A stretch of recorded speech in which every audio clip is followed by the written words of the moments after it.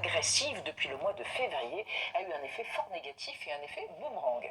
On démarre ce débat avec une question d'un de nos internautes. Oui, Nadia. une question de téléspectateurs sur un pays européen en particulier. La question c'est l'Allemagne a-t-elle les mêmes relations avec la Chine que les autres pays de l'Union européenne? Antoine Bondaz, on se souvient d'un épisode assez marquant, c'était en 2007 il me semble, quand Angela Merkel avait rencontré le Dalai Lama, ça avait détérioré les relations entre les deux pays, entre la Chine et l'Allemagne.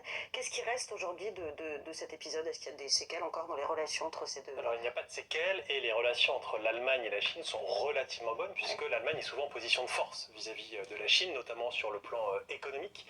La Chine a besoin des machines-outils, des investissements allemands. Puis surtout les Allemands peuvent se permettre des choses que les Français par exemple ne se permettent pas. On le voit par exemple lors de la dernière visite du ministre des Affaires étrangères Wang Yi en Europe. En France il n'y a pas eu de conférence de presse. En Allemagne, il y en a une avec des questions extrêmement... Donc cet épisode-là, il est oublié, alors que ça avait été vécu comme une offense à ce moment-là. Cet événement, entre guillemets, est oublié puisque le rapport de force fait que les Chinois ont besoin de l'Allemagne. Et puis un autre point qui est extrêmement important, c'est qu'en Allemagne, vous avez aujourd'hui un véritable débat sur la question chinoise au sein des partis politiques, au sein du Parlement.